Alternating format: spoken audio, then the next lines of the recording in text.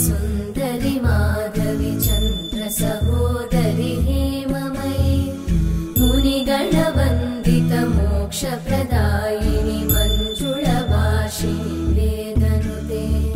पङ्कजवासिनि देवसुपूजित सद्गुणवर्षिणि शान्तियुते जय जय हे मधुसूदन कामिनि आदिलक्ष्मि जय पालय माम्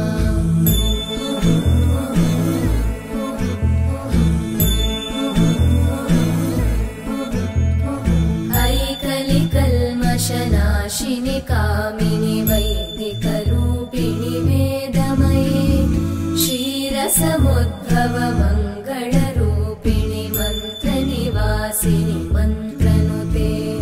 मङ्गलदायिनि अम्बुजवासिनि देवगणाश्रितपादयुते जय जय हे मधुसूदन कामिनि धान्यलक्ष्मि जय पालय माम् जय वरवर्णिनि वैष्णवि भार्गवि मन्त्रस्वरूपिणि मन्त्रमये सुरगणपूजित शीघ्रफलप्रद ज्ञानविकासिनि शास्त्रनुते भवभयहारिणि पापविमोचनि साधुजनाश्रितपादयुते जय जय हे मधुसूदन कामिनि धैर्यलक्ष्मि जय पालय माम्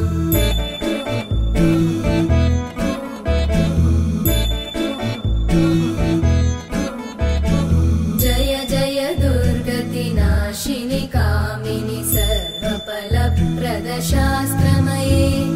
रथगजतुरगपदादिसमानुत परिजनमण्डित लोकनुते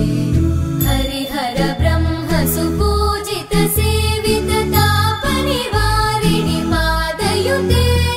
जय जय हे मधुसूदन कामिनि श्रीगजलक्ष्मी पालय माम्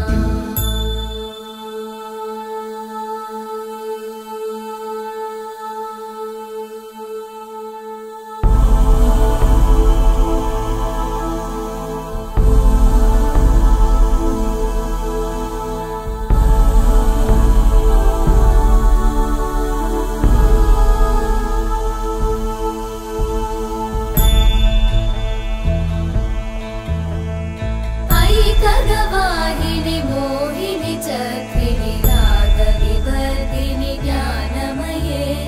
गुणगणवारिधि लोकहितैषिणि सप्तस्वरवरगाननुते सकल सुरासुर देव मुनीश्वर मानव वन्दित पादयुते जय जय हे मधुसूदन कामिनि सन्तान लक्ष्मि पालय माम् जय कमलासनि सद्गतिदायिनि ज्ञानविकासिनि गानमये अनुदिनमर्चित कुङ्कुमधूसरभूषित वासित वाद्यनुते कनकधरा स्तुति वैभव वन्दित शङ्कर देशिक मान्यपते जय जय हे मधुसूदन कामिनि विजयलक्ष्मि जय पालय माम् प्रणत सुरेश्वरि भारति भार्गवि शोकविनाशिनि रत्नमये मणिमय भूषित कर्णविभूषण शान्ति समावृत हास्यमुखे नवनिधिदायिनि कलिमलहारिणि काम्यफलप्रद हस्तयुते जय जय हे मधुसूदन कामिनि विद्या लक्ष्मि पालय माम् धिमि धिमि धिं धिमि धिं धिमि धिं धिमि दुन्दुभिनाद सुपूर्णमये धुम धुम धुं धुम धुं धुम धुं धुम शङ्खनिनाद सुवाद्यनुते वेद पुराण इतिहास सुपूजित वैदिक मार्ग प्रद मधुसूदन कामिनि श्रीधनलक्ष्मी पालय माम् जय जय हे मधुसूदन कामिनि श्रीधनलक्ष्मी पालय माम्।